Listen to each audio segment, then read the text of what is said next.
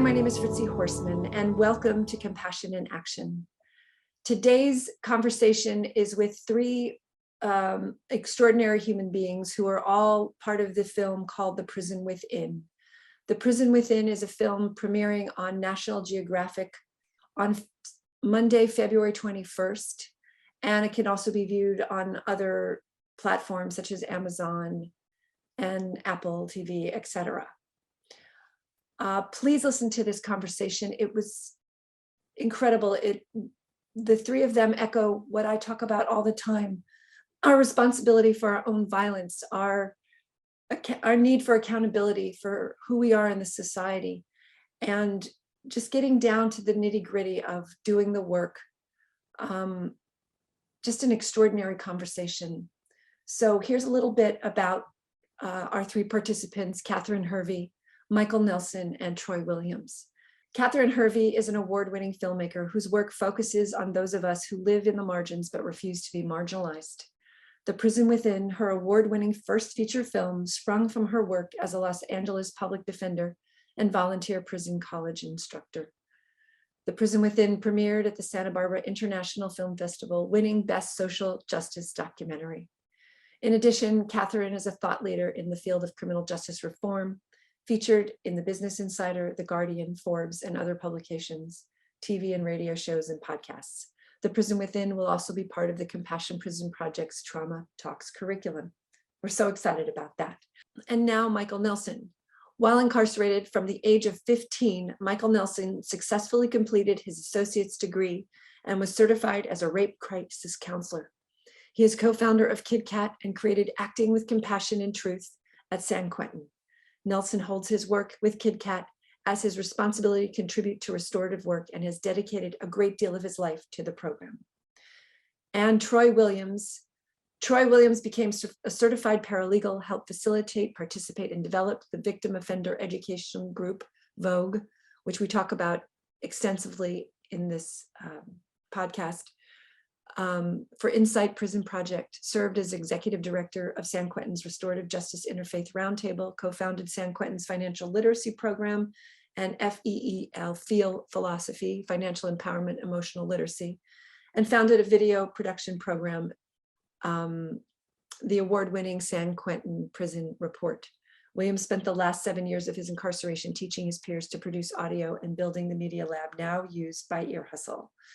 After paroling in 2014, Williams served on many community boards and councils, has worked as a youth program development specialist, and many other accolades. In addition to his work as motivational speaker, actor, cinematographer, filmmaker, and audio producer, Williams is the founder and executive director of Restorative Media and was awarded in 2018 a Soros Justice Fellowship, where he is working to create a national multimedia platform and community engagement program that will help formerly incarcerated people document their lived experiences and engage the public.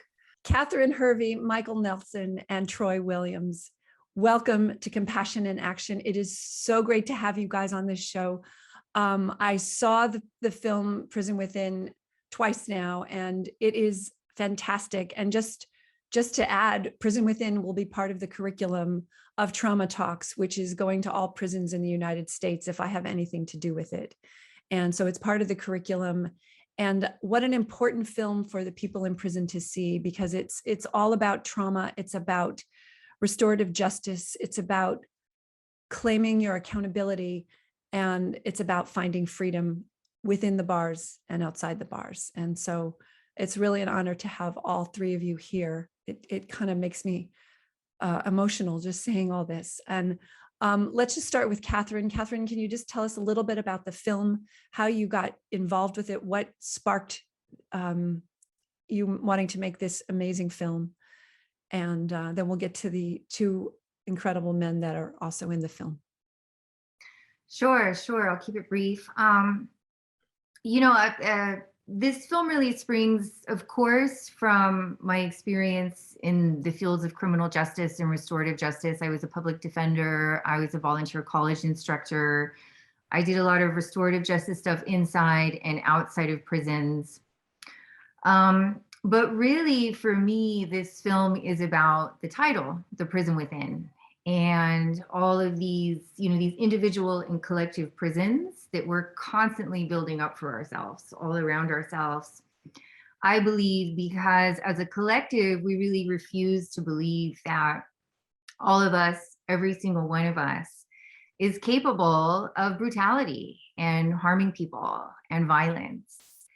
And simultaneously, every single one of us is capable of the most, courageous, beautiful, compassionate, creative acts.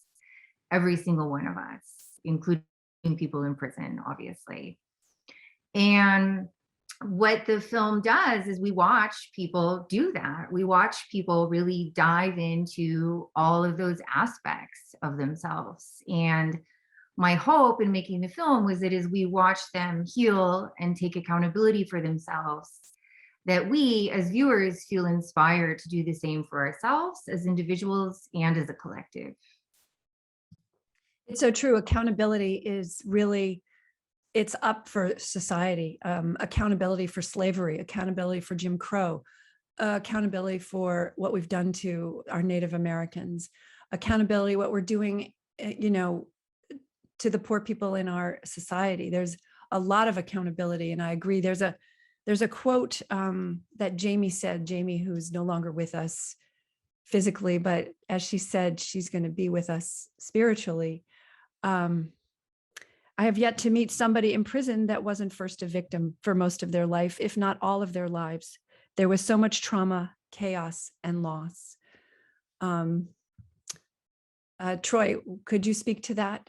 I think the first thing that comes to mind is how we as a society only look at harm when after somebody has been convicted or committed a crime, right? And a lot of times, America does not want to really look at the harms that it has caused and how it has contributed to what we're faced with in our society today, right? Like we have a country that was built on the backs of, slavery and built on the backs of the destruction of whole, native cultures and civilizations. So I think what I like about this film is that it points to that internal conflict that we have inside of how do we reconcile with ways in which we harm, whether or not we consider those ways like criminal or otherwise, right? In what ways do we harm that allow us to actually help to face and take accountability? But accountability is more than just words, it's actions. Like, so what are we doing? Like, what are we actually like physically doing to help sort of rewrite the stigma and the culture in our society as though the only people who can harm are people who have been incarcerated, or the only people who can heal are people who haven't been incarcerated, right? So that is some of what just comes up in my mind. That is, I think, is the beauty of the film, is that it points to, it sort of creates this connective tissue that is, I think, very, very powerful for so many of us to learn and look at. Absolutely. And the work that's being done at San Quentin in the VOGUE, VOEG, right? The VOGUE program. Yeah. Michael, you were you were a leader of the VOGUE. You're one of the leaders before you left. You were one of the leaders of the VOGUE class, facilitators. Sorry, that's the word. Can you talk about how you got involved with the program and then how you became facilitator? So yeah, so I was invited to participate in this program called VOGUE in 2008, and I had no idea what the program was. I wasn't somebody at that time who was heavily involved in programming, nor did I care to be. And it actually came through a dear friend of mine, Robert Red Rojo Fry. He has many names. And he was a facilitator of the VOGUE program. And interestingly enough, he and I were having conflict. And so I was invited to participate in the VOGUE program because of our conflict. He thought it would be a great opportunity for me to look at whatever was going on inside of me at that time in my life and before that led up to it. And it just so happened that I was also participating in a program called Kairos. And through Kairos, the spiritual retreat, at the time they handed out a bag of cookies. I think at the time they gave us like 20 cookies, and they said, pass them out to folks that, you know, for whatever reason, you want to extend love to them or acknowledge them or whatever. And Red was one of those people. And so when I handed him the cookie, I wanted to just hand it to him and walk away and be done. That was it. And he's like, no, can you tell me why you're choosing me? And so that opened, and I rolled my eyes and stomped my feet a little bit, threw a little tantrum, and then just spoke it, you know, just worked it out with him. And then that's where the invitation came, like, hey, do you want to join this program? Sure, why not? I have no clue what it is. And through, you know, meeting Jamie, and for 2 years, I'm going to try not to cry, meeting Jamie and really getting to know this beautiful soul, this person who really shook the ground beneath me and questioned everything that I thought I knew about the world.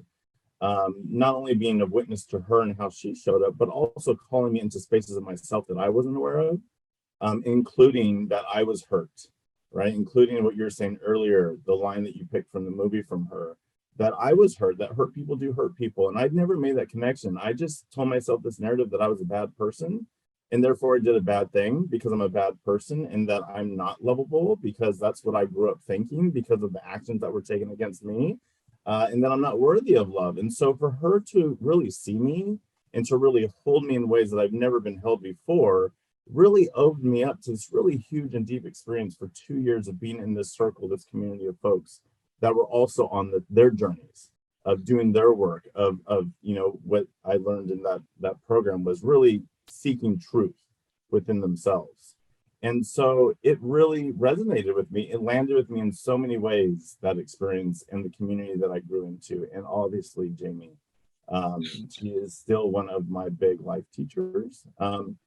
And so the work, as we call it, really worked for me. And so I drank the Kool-Aid. You know, I really bought into it, and I was like, I need more of this. And more importantly, with the gifts that I've been given from Jamie, from the program, from all the people involved through those 2 years, I have a responsibility to be a part of this process and now gifting it to other folks, because that is my responsibility, you know, reach one, teach one. And so I really got involved with the VOGUE program, and not only with the program, but really with the values and the principles of what I was becoming to learn about restorative justice and what that meant for me, you know, with that compassion and accountability, and with that accountability, really like liberating myself from, you know, even the term victim, you know, not seeing myself as a victim, but seeing myself as somebody that was hurt. And now I have capacity to change how I walk in this world, and really empowering every step of the way. So through that experience, it really opened up my eyes and my heart to the journey of what started off as VOGUE. And you were right, Katherin. We speak a lot. There was a lot of words. Right. I know. I just want to add to that, because I really appreciate you bringing up Jamie, is that Jamie was really, you know, like I had this concept of the prison within, which I kind of detailed before. And then I found this interview with Jamie, and that's really what sparked it from there, because in this interview, she spoke about, you know, the brutality of the crime against her. And then in that same interview, and these were her words that she had written, she said, after years and years and years and years and years of therapy, I really began to see the violence in myself from that trauma, and began to wonder, am I really that different from the people that harmed me? And I thought, right there, that is the juice. That is that honesty. That is that vulnerability. That is the prison within. And she is diving in and not afraid to go in there. And so everything kind of sprung from Jamie, really. Right. The victim learns about violence. the victim is exposed to violence. We come in as an innocent, perfect human, and then, and we still are, I would argue. It doesn't go away just because we do something wrong or we say something bad. But that violence, we learn about that violence and the rage that she also talks about the rage that comes up, you know, after you've been victimized over and over again. And, you know, that's what prisons are filled with, are victims. And more victims are created because of this childhood trauma. I just want to say one more quote that it's at the beginning of the film, and it says, "Trauma is the catalyst that begins the recurring cycle of crime and violence as we lock away what we don't want to confront." What a sentence, because that is it. We don't want to look at what was done, what happened to you. We just want to say what's wrong with you. And thank you for really diving into that. And Troy, in the film, you were walking in the fields and just, you know, thinking about your time in prison. And what is the greatest gift that prison ever gave to you? That's a trick question. I would not say that prison gave me a gift. I would say that people I encountered gave me a gift.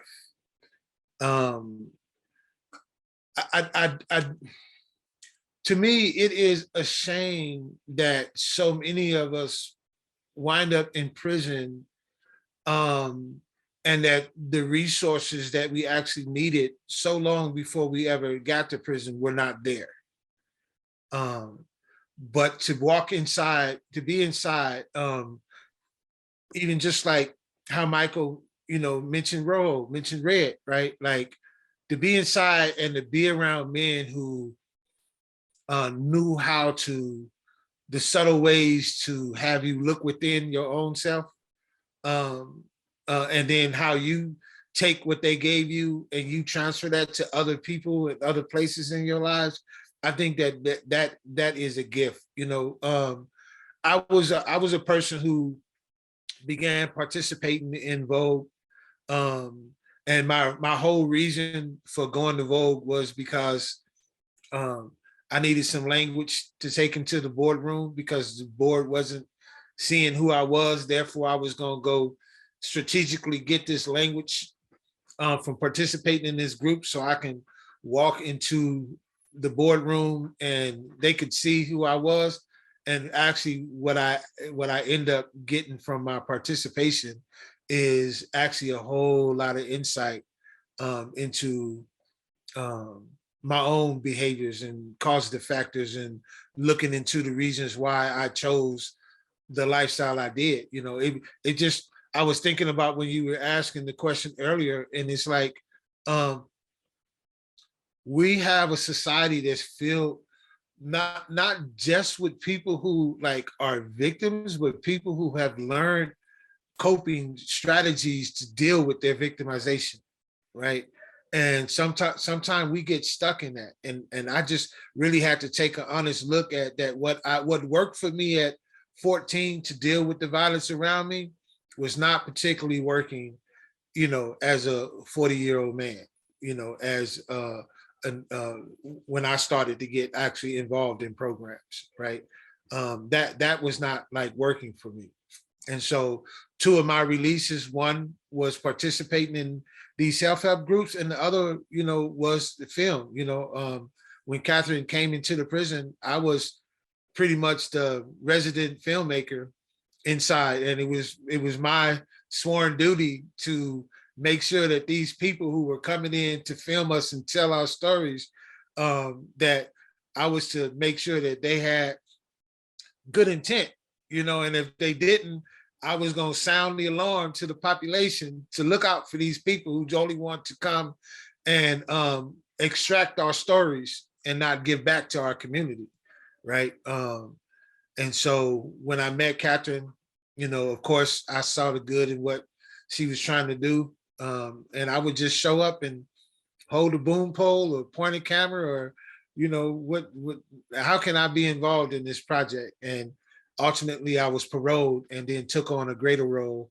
you know, on the outside. So when I'm actually sitting in that field, looking over at San Quentin, all of that is running through my mind, you know, all of that is running through my mind. And to be able to cherish the freedom on this side of the wall that people I knew deserved and need to be home to help on this side of the wall fix their community did not have that, you know, ability. And some of them still don't. Yes, I have so many things I want to talk about with one of the things you said. You went into the VOGUE program to get the language, but you actually got the juice. You got the goods. I got the goods. Yeah, VOGUE actually helped transform your life. It took you to the next place, but it's 70 weeks. Is that correct? Is that what I'm hearing? It's 70 weeks. I guess that's depending on what group you was in. I think Michael then probably had the longest reigning group in the history of VOGUE. So, but I think that's relative. It started off as like, Mike, you know more about the history than I do. I can't remember exactly, but it was either between 12 and 16 weeks was the original VOGUE. Yeah. And then it ended up, you know, there's so much goodness, you know, there's so much there to unravel and explore and to love and to challenge and to face and all that. And so, you know, especially me as a facilitator, as you can tell here, you know, there's a lot going on. And so, you know, ours would run way past 2 years. And there was no end in sight. Like I was somebody who was like, we're not going to put a destination on this, you know, because these are people's lives and people's stories that we're holding. And so it's going to be whatever it is, however long we need to take with it. And that was my approach, because that was the approach that I was given from Jamie. Right. You know, we're here to take our time with you because you deserve that. Absolutely. You deserve that. And, so, yeah. and that's a thought, right? Because like my time frame to understand what is going on with me is not the same time frame as Michael's or the same time frame as Katherine's, right? Like we each are gonna be awoken to certain things in our own particular time frame. And when you have a group that becomes this incubator of safety and vulnerability and connection, you want to hold on to that, because that's the juice. Like that is what is allowing people to dig deep. And for me, it was watching my fellow men inside of that prison, including facilitators, model and be the examples of emotional intelligence. So I have 2 questions. The first is, there's a 3-year waiting list. So like you talk about this incubation and you want to continue, expand this time where we need to really delve into our stories, which I agree. But then what about all the hundreds of guys that are waiting? I mean, that's one of the problems I see with CDCR and prisons is there's just not enough programming. There's not enough time. There's not enough resources. And, but to pivot to another question, when you do this work, this incredible work, you're breaking down your resistance and you're becoming vulnerable. Is that an okay thing to happen in a prison? And you know, I weigh this every time because my work at Compassion Prison Project is to show people their trauma and that they're wonderful people. And the only way to heal is to be safe. But if you're safe in the group, but that you go into a prison environment, can you help me figure this out? So vulnerability, as I learned and as I walk in my life now, is not a weakness. It is actually the greatest strength that you can have, right? Because I don't have to fear what someone is going to think or say about me, because I am secure in who I am, right? And I understand that if somebody comes up to me and they're shouting, they're screaming, they're upset, I understand that they're coming from a place of pain and not a place of personal insult. And so I don't have to take it in that fashion. And so being able to walk in that light actually helped prevent me from socking a lot of people in their face like I used to do.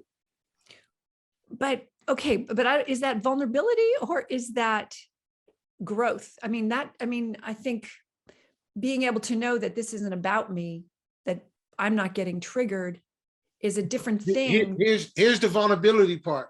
Okay. The vulnerability part is that I'm able to go within myself and understand that when something is happening, I'm understand my feelings. I understand what's happening for me, and I am not afraid to communicate that.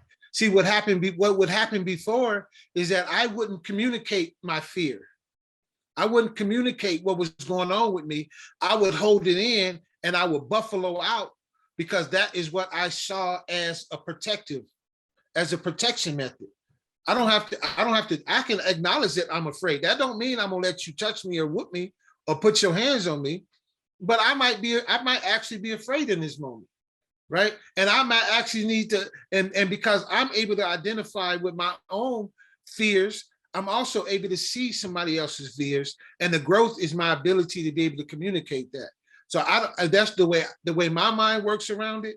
That's the way and Michael may have his own process, or Katherin may have their own process, but that works for me. No, Yeah, this is, can I add something? please, yes. Yeah, so I'm thinking about what you're saying earlier about showing people their trauma. And from my experience of going through Vogue and with Jamie and Red and everyone else, the focus wasn't so much about showing me my trauma, it was about really showing me my resiliency, right? And so I think it's how we look at it and the approach that we take, and how we frame it, right? So, I think about the first exercise in Vogue, which is the crime impact statement, and it's about writing your crime out in great detail. And there's 5 prompts to this exercise, and the last one being what would bring you healing. And I remember I was the only one out of, I think it was 14 out of us to begin with in our circle, that said, I don't know. Like, I didn't have this great answer. Everybody's answer, I think, was pretty much about giving back, making amends, being of service. And that just didn't resonate with me at that time. And my honest answer was, I don't know. And I remember like holding myself, waiting for the impact of the feedback that I was about to receive from everybody. And the first words, and typically in spaces like that, the go-to is thank you for your share, is very generous, and the go-to things that we say. And instead, Jamie said, that's okay. Just 2 simple words, that's okay. And what I learned from that experience was it is okay. Like, I showed up exactly how I needed to show up and what I was capable of in that moment, and it was okay. And there wasn't any, violence or action that was taken against me that was harmful, and it was okay, and I was held and supported. And from that, it really helped me see in my ability to show up however I needed to show up, which then led me to do, like we talked about before this call, start a youth offender program, KidCat. Start ACT, which is a program for incarcerated gay, bi, and transgender folks. Like, I, as somebody who is gay inside of prison, is also a vulnerable way to live 100% of the time, right? And what something like Vogue did for me was, like Troy said earlier, it did give me language. It's just like taking college courses in prison. We learn new language, we learn new things. And from that safe container, that safe space, we then take it out of the space. Right. So then you hear guys in the shower talking about some philosopher they learned about in college versus, drama on the yard. Right. It changes the culture. And so I think what I saw, and from my own experiences, vulnerability was safe here. And then we made it safe out here, which then helped the rest of the population. The 3 years when I was there was an 8-year waiting list. So for the hundreds of people that aren't getting access, we are the vessels. Like, we are the ones that carry the message. Right. So that's what I was thinking of. Vulnerability begins with here. It begins here. And then, from here, we can then expand out around us. That's it. Chat. Very artfully put. What he said.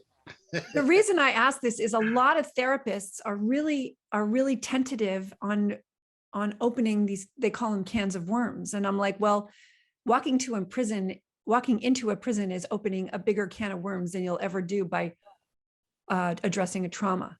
But I want to get to Katherin, and I want to talk about Dion and her story, because I remember leaving the first time I saw that film, your film. And I remember leaving thinking, wow, here is a gun carrying, she called herself a gun carrying, red, diehard. And by the end of the film, by the end of her journey, after her husband, who is an officer, gets killed, and she's fighting for the death penalty. Now she wants to end the death penalty. Can you talk about how you found her and, that evolution? What an amazing story. I believe I found her through Jamie once I started speaking to Jamie, and Jamie said, hey, this woman Dion recently contacted IPP. You should get in touch with her. And I, of course, I kept with the story with her so much because, she's just the same. She's just the same as Troy and Michael, and I really wanted to make those parallels in the film, right? Is that she was causing harm, right? She was causing harm to herself, to other people, to her community, to other communities, by pressing so strongly for the death penalty, right? And even if you believe in the death penalty, I still think you can see that it was causing a lot of pain and anguish in her and other people, right? And it wasn't working. And so what did she do? She dove into utter vulnerability and depression, and really looking at herself within that. And I really latched onto her story because that was so important to me, to show, we're all survivors before we harm other people. And I wanted to show her story of healing, right? From harm to her own redemption, alongside those of the men in the film, because that's not how we see it as a society, right? We see her as, well, first a victim, which I don't think she is. She's a survivor. And that also that the criminal justice system, gave her what she needed, which is, as we all know, is 100% not the case either. That what she needed to do was heal, just as Troy, just as Michael, just as Zane, just as Jamie, just as everybody in the film needs to do, and just as we need to do as well. It's so true. And I think the criminal justice system is an instinct. It's built on instincts of fight or flight instincts. So someone harms you, you want to harm them back. That's just how we are. You get pushed in the subway, you want to push someone back. And so harm creates more harm and it's, the biology of it is we're in our brainstem, we're in fight or flight. And when we stay in fight or flight, that's what we do. We either fight or we flight. And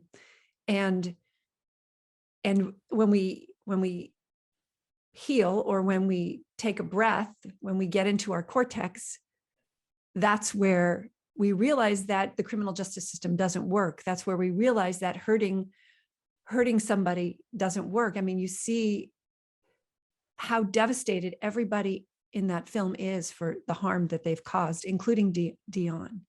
Mm-hmm. Every single man and woman is mortified by their violence, by their own internal violence. And yet there's room for it. There's room for the violence, because with Michael, he didn't know, right? He didn't know. And Jamie gave him that room to find a way. And that's kind of the grace of your film, is you really allow us to love these men. I mean, when Sam gets out, I just cried because you could just see how he was so destroyed. Or I can't remember the guy who was sent swimming with a rope around his waist. Very. I mean, and he wanted to hurt his father because his father hurt him. And that rage got transferred to, the Mexicans, or to that event. Mm-hmm. But I love your theme, and it's so correct, and it's so I would say this film has a chance to transform society if everybody saw it and really got what you're talking about. I hope so. I mean, I feel the same way. I feel like this film is so necessary right now because, one, speaking of violence, of course, we all know the criminal justice system is a system of violence, right? And really, I would even say all the systems that we live in are systems of violence, beginning when we are schooled as young children, right? And the way that we learn things, it's all very black and white. And right now, I feel we're really in a time within our culture of finger pointing and cancel culture, whatever you want to call it. It is not pretty out there. It is not pretty out there. And everyone is pointing the finger out and not at themselves. And I feel like what this film shows is, people who have had their fingers pointed at themselves, their entire lives, pointing the fingers inward and doing such deep healing. And that's what we need. That's what we need so badly right now in our culture. So thank you for that. And, yes, I made the film, but yes, I agree. I feel like I should be more humble, but I really want people to see. I really want people to witness Troy and Michael and Sane and Barry and Dion and Jamie, because they're so deep. They go so deep within themselves. And I don't think that we see that often enough. And from my experience, I walk into prison and it is in a sense a monastery. There's a strange quietness, but there's also a lot of work being done, and a lot of vulnerability and it's extraordinary, actually. And you don't see it in normal life. And it's almost like, if you believe in karma or you believe in, I don't know, evolution, it's almost as if wise people were abused as children to commit crimes, to go do the work to heal our society. I mean, I really think that prisons are the place where healing is happening. Mm-hmm. Troy, what do you think? I think we need to get some of that healing in Washington and in our schools. And I guess the thing that comes up for me is that a lot of times when we do these talks, there is always the talk of going into the subtle areas of where people are marginalized and disenfranchised, and going into those areas and giving back or doing those areas that help those people grow, right? And we all acknowledge that we live in a society that where of how this country came to be and how the power structure and how unjust our criminal justice system can actually be. And I say this because, and I say this, but I never want to also take away from the acknowledgement of my own personal harms, right, that I've caused and contributed. So I always hold that for myself and in my heart. And at the same time, I think that some of this work has to get to our district attorneys. Like some of this work has to get to some of our leadership in our schools and our criminal justice system, so that they can really get a look at the harm that they're causing and how this harm is creating this perpetual cycle of harm and violence that is going around in our society, right? So that's what comes up for me is I want to emphasize the both ends of the spectrum of where this work is needed. Absolutely. I always say, Donald Trump's traumatized, Biden's traumatized, Nancy Pelosi and Mitch McConnell, they're all traumatized. I mean, you can just see it the way they behave with each other and the way that they're in fight or flight. They're not in their cortex. Nobody in Washington is in their cortex. So you're absolutely right. But also teachers, teachers are on the front lines of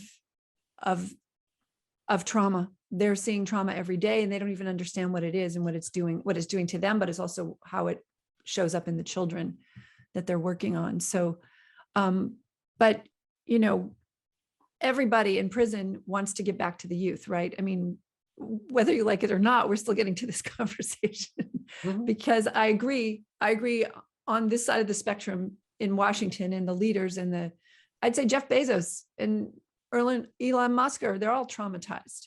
They wouldn't be so greedy if they felt full and complete. They wouldn't need all of this. But the theme I get from everybody when I visit prison is, I want to help the youth. How can I do that? And what are your suggestions on for the people in prison, but also for us out of prison? Let's start with Michael and go back to Troy. I think it goes back to what we've been talking about here, is like, help yourself first, right? Like I always tell people, like, you can't help anybody else if you're not helping yourself. Because if you're empty, like you're talking about, if you're full and complete, like if you're running on empty, or if you're filled with shame and guilt and unresolved trauma, then that's what you have to give. That's what your cup overfloweth with. So I always tell people, start with yourself, help yourself. I was telling you about Kid Kat earlier, and our big vision was to give back to youth. And yet there was so much infighting with our core group at the beginning, and we had so much conflict and all that. And I'm like, how are we supposed to help other people? We can't even be in spaces together, as an example. So it really starts with the individual. And recently on another call, I think a number of us were attacked in a way. And I say this with love. This is a friend of mine who lives in a different country, and said that, because we were talking about the work for self, like really doing that self work. And we were told that as Americans, we're very individualistic and we only think about the self and all that. And I'm like, well, that's where it actually begins. As a half Japanese person, a lot of people use Japan as an example of being community focused, right? Being whole focused. And yet there's so many suicides and premature deaths because people can't get into the right university, or there's so much pressure and expectation. And so there needs to be this balance.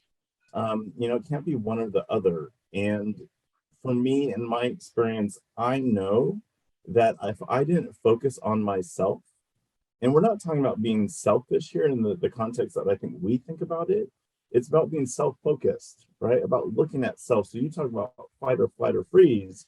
Like I talk about the fourth F, which is face. We need to do more facing.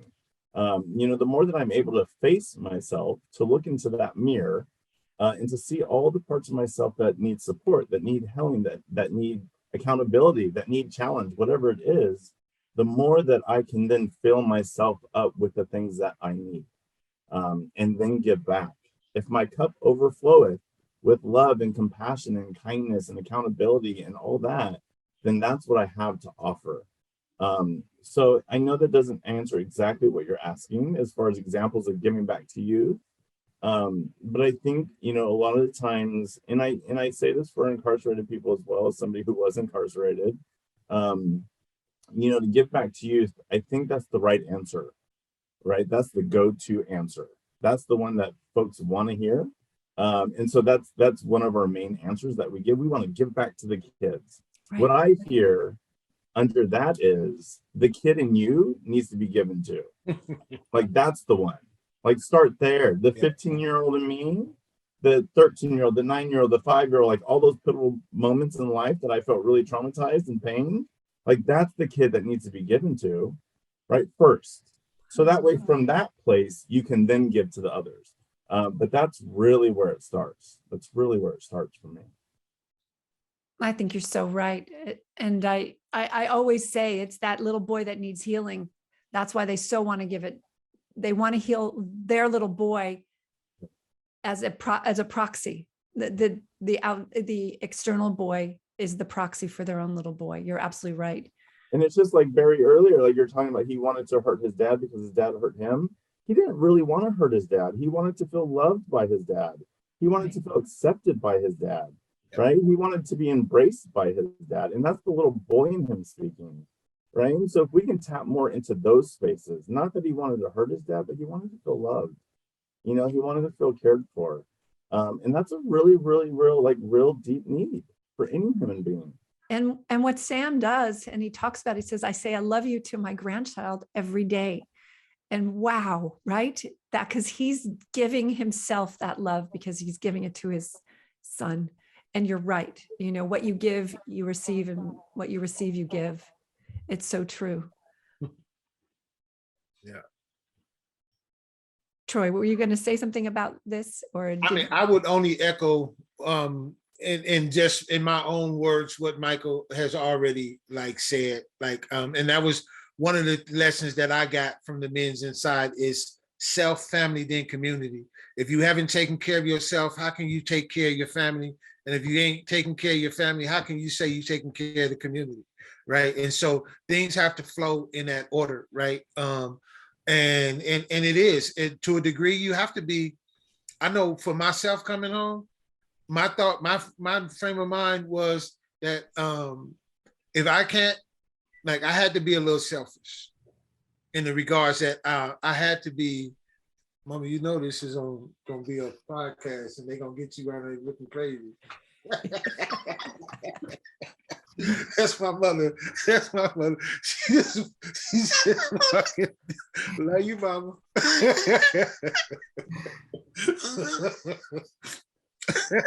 So y'all gotta cut her out. No, okay, no, but I think that's what it is. You know, I said to myself that I could not go back in time and undo the harm for myself, but I surely can. I know the roadblocks, and I surely can step out and point to the roadblocks to try to remove them roadblocks from the youth that I know are headed in that direction. I would tell the men inside and women inside that how you live in there is how you're gonna live out here. The same program that I had inside is my program out here. My yard is bigger, right? I see my little homies or something going on. I used to go walk the track with them, right? Have them conversations with them, and I participated in groups, college, education, self-help groups, creating programs, facilitating programs, participating in programs. That's how I'm living, right? So you have to build the life you want to live now. It's all of everything that you want, you're giving back, you're working with kids, all of that is going to come. I agree with Michael 100%. You start with yourself. And once you figure out the breadcrumbs of how to get back to the morals and values and integrity that you know you lost along the way, then then breadcrumbs can lead other people to that. And you absolutely will be doing that when you return to the street. But if you're not living that life in there, then I don't know how you're gonna do it out here. If you're not, and by that, I mean being an example of being the voice of reason and the voice of logic in the circles that you involve yourself in. And if I'm just like in there, just like out here, if I'm around people who aren't trying to like do the right thing or be on, the straight and narrow path, then I'm not in their company for long. Right. And that's my walk. And that's what it is for me. That's my mama back there again. She wants to be on the podcast. Right. Mama, you want to be on camera? Come here. Katherin, I have a question for you. What was one of the biggest lessons or takeaways that you've had during this work, during the creating of this film? Oh, wow. I mean, it was such a process. It took me really about 6 years to make the film. Wow. I mean, honestly, I'm so happy right now. I haven't spoken with Troy or Michael in so long, like now on this podcast again, I'm learning so much from them, what's coming to mind is people always kind of say like, oh, now Katherin, you're an expert in restorative justice, right? You've made this film, you've done all this work. What have you learned? How can we replace our punitive criminal justice system with restorative justice? You know, and I just, you know, I feel like slow down, like that's such a big question. And that again, it's not going to happen because it's made up of us, as, you know, very fallible human beings, right? And that if I can't really learn to fully love myself and act from my heart and, you know, get along with my small family or my small community on a more consistent or a daily basis, then how are we going to change these big systems? And I think what I've really learned in that is that we're not separate. We think that we're separate from these systems that are operating all around us. And we're not. We created them, we're implicit in them, and that if we want to change them, don't be a part of it. Don't think like that. You know, don't think from here, think from here, think from your heart, right? And that in doing this, you know, this has more power in many ways than, you know, knocking on the halls of justice, you know, with violence and saying, let me in. And I know what I'm doing here. I'm going to change things. I know what needs to change. You know, watch out for that. We're doing it. We're doing it right now, all four of us. And we just need to continue doing it and being and living.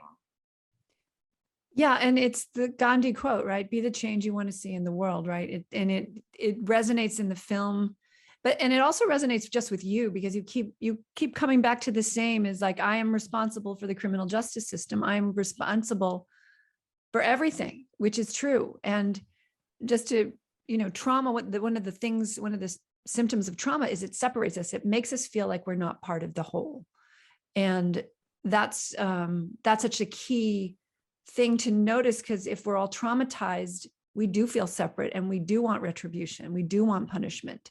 And so it's in our healing, not only of ourselves, but of each other, that we can return to the unity that from whence we came. Yes, that's always there too, you know. It's all there. We're living in all of it. We have to hold all of it, the good and the bad. Yeah. Right. The duplicity and the unity. Mm-hmm. Wow. Mm-hmm. Yeah. Michael, what's alive for you right now? Yeah, just thinking about, I mean, everything that Katherin is speaking on. She, you know, Katherin's like a soul friend of mine. And so whenever Katherin speaks, I'm just feeling it and connecting and just like doing this. Being a human, it's hard work and there's so much to hold. And I think a lot of the times it can feel really out of control and helpless and like, where do you begin? You know, and as a post-incarcerated person, there was, you know, an external and an internal expectation that I would get out of prison and that I would be one of the faces and voices of criminal justice reform and tearing down the system. And I realized that's just not my approach. That doesn't align with me. I'm not somebody who's going to be out here saying, the system's bad, tear it down. I'm going to be somebody who's acknowledging my participation in the system. I committed a harm. I committed a crime. Therefore, I contributed to that system. And it really does start with how I think, with how I feel, what I believe, what values I hold. And the question that you asked earlier about gratitudes from prison, I say this so often, but I have so much to be grateful for. I am somebody who is alive. There is somebody in this world who is not alive because of my actions. I am somebody who is alive. With that comes great privilege. With that comes great responsibility. I never forget that. I never forget that. I never allow myself to forget that.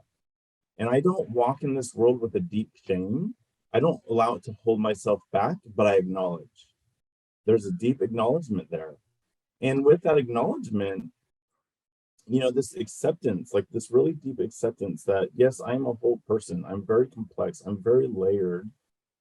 And just in that itself, like there's so much to hold in that. And I can't hold the world. Like Katherin was saying earlier, like it's scary out there. Like it felt safer in prison. Like it's scary out here. You know, it's a very, there's so much going on, and to, you know, to be here in the place that I'm in now, and to try to think that I can hold all of that. It's not realistic.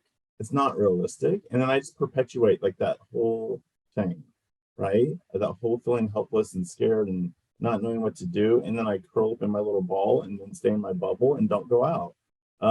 And so what I do is focus on what I have control over. And that starts with me. That starts with my smaller circles. That starts with my communities. That's what I can do. That's what I can do. And if we all, like every single individual in the world, could focus on what they can do and not what they can't do, but what they can do, how much more possibility there would be, right? How much more possibility. And you brought up Trump. I'm not political. I'm just going to say that right now. Like, I don't have a political view. I don't know Trump, so I don't have like any personal like beef with him. But if I were speaking from just a human perspective, I would say he's an idiot. Like just the stuff that comes out of his mouth, right? From the human perspective.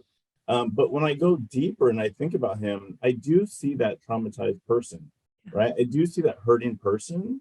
And then I think about all the people who gave him so much energy, right? Not only did they give him so much energy, they denied their own.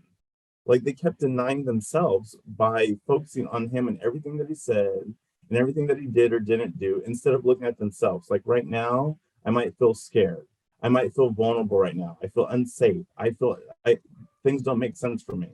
So instead, if we all did that as an example, in times where, you know, things feel scary, if we all took the time to pause and go in, like, right, when the film itself, the title itself, The Prison Within, right, we are walking prisons. We're walking prisons. And if we could spend more time going into prison, like really going into our prisons, the more then free we become. And that's a big learning for me in prison. I became more free in prison. That's where I felt the most free before I got free. That's where it started. And so if we could all do that. Michael, I think you hit the nail on the head. It's really, there's nothing we can do. We can't like end criminal justice today, but we can end the violence that we're contributing to in the system, which is what brings it back to what Katherin is saying. It really all begins with us. And, you know, I really want to share this video with the people in prison as well. I think this is a really important video for them to see. Troy, what's alive for you right now? I think I'm just soaking in the moment. I think I'm just actively choosing to be in the moment right now of the wisdom that's been shared. And it resonates, right? It resonates that we focus on self. And that if more of us in the world can do that, and it's not an easy, like, it's easy to say, you know, and I've said this like 1,000 times, I was more afraid to look in than I was at the opposite end of somebody pointing the AK-47 at my chest. I was more afraid to dig deep down inside. So I know it's not an easy task. And yet, when you get to, almost say it like the other side, but I don't want to say it like I've arrived somewhere, you know, because it's still a destination. But when you get, I guess, past that first chapter of fear, it's really a beautiful journey. You know, it's really a beautiful journey. And I think that's what's alive for me right now. It's just I wake up every day with gratitude. Like my first thought before I get out of bed is gratitude. I consciously say that and think that to myself before I get out of bed. And if I don't, I go get back in bed and do it again. Because I always want to wake up grateful that I am in the position that I'm in. I'm free. I'm in society. my mind works right, my limbs work, and every day I wake up, I get to do something good. I get to like enjoy a piece of life, you know, and I just think that that's just a beautiful place to be in. Yeah, Thank you. that's what's alive to me. Thank you for that. Katherin, before I ask you what's alive in you, I also just wanted to bring this one sentence that came out of, I forget who said it, but the cause of the cause of the cause of the cause. And, you know, that the cause of the crime started centuries before. We have no idea that crime today. And so, you know, the feeling of the healing of the healing of the healing of the healing of the healing is also possible. And I just wanted, before we left, I really wanted to just bring that out and have you comment on it and then find out what's alive in you. Well, what's coming to mind is what I learned recently from Michael, right? You know, the film is hurt people, which is the cause of the cause of the cause of the cause of the cause. And what Michael says is that healed people heal people. And I love that so much. And I think that, you know, that is what is alive for me right now, is that is where we need to be. You know, we need to be, as a society and as individuals, you know, and it sounds corny, but we need to be in our hearts. We need to be in our hearts. You know, I know when I'm in my heart and I know when I'm not in my heart. I know the difference. I know the way I speak. I know the way I move. I know the way I feel. It's tangibly different. And yeah, I just, you know, I'm just feeding off of the wisdom of Troy and Michael and just everything that's being said right now. So yeah, thank you to everyone. Wonderful. Something, sorry. Yeah. Usually I'm more quiet. So when I hear cause of the cause of the cause of the cause, I think Sonia said that in the film, if I'm correct. She and I also talk about in a different way the four reallys, like what's really, really, and really, really, really, and so on and so forth, the cause. But what I think about is earlier, when you're talking about how we all come into this world perfect and innocent, or, you know, the words that you use. And when I think about the cause of the cause of the cause of the cause, I think we don't just come into this world blank. We come with, when we talk about intergenerational trauma and the stuff that gets passed down to us, we already come holding that into this world. We already have so much to hold. So going back to earlier, what we're talking about, like we have enough as individuals, right? We already overflow with the stuff that we could work on and face and heal and do all that. And so it made me think of that. Like we're already welcomed into this world with so much to hold. And then we're asked and required to then hold all this. Like, it's just too much. It's too much. There's so much expectation that's placed on us and then by us. Like, give ourselves a break, right? Let's acknowledge all that we hold as individuals. You know, then we can talk about like all these other things that make individuals, like, you know, because I have my experiences and Troy has his experiences and you all. And that doesn't mean that we have the same experiences, right? So there's individual experiences that make us individuals, but we all hold so much. Like, and that's enough. Like, that's enough to hold, you know, and to give ourselves a break and to give ourselves a lot of grace, you know, in our process, in our journeys of healing. The only tweak that I would make, and I have made that statement, I would say healing people heal people. You know, not healed, because then that does speak to like a destination or an outcome. I'm not there. I don't think I ever will be. I hope not.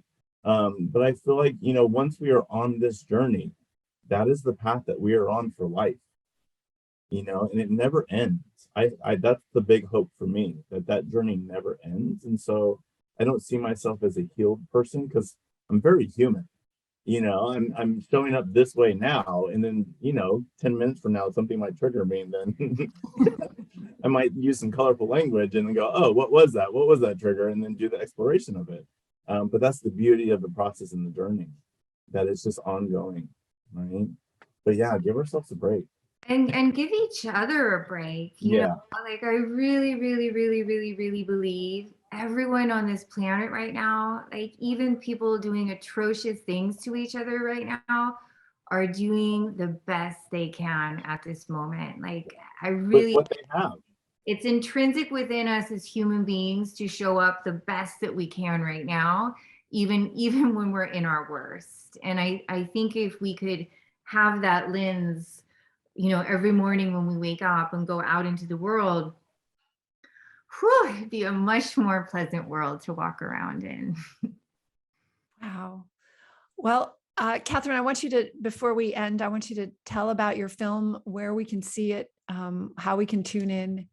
And I just want to thank you all for this incredible conversation. So tell us what we can expect. Thank you. Yeah, thank you for having us. So it's The Prison Within is coming out on Discovery Plus February 21st, so Monday, which is very exciting. So if you have Discovery Plus, you can stream it. It's still also available though on Amazon, Apple TV, VOODOO, Tubi, all of the things, really all of the things. And if you go to our website, theprisonwithin.org, you can find pretty much all of the channels that it's there, or when you just Google it, it'll kind of all come up as well. Awesome. I highly recommend this film. It's the wisdom within as well as the prison within. There's so much to take away from this hour and a half, and I highly recommend it. And I want to thank Troy and Michael and Katherin for this extraordinary conversation. Thank you so much for having us. Thank you for hosting. Thank you so much. I hope you enjoyed my conversation with Katherin Hervey, Troy Williams, and Michael Nelson. These three humans are thought leaders, and just listening, I could listen to Michael talk all day. Please tune in and watch Prison Within, which premieres on National Geographic on Monday, February 21st, or on Apple or Amazon or wherever you watch your movies. And if you like this podcast and YouTube presentation, please subscribe and comment and share this podcast. And please go to our website at compassionprison.org and share Step Inside the Circle. And if you have the means, please donate to our foundation. We really need help supporting bringing our mission of creating trauma-informed prisons and communities throughout the United States and abroad. Thank you again for watching, and I'll see you next time.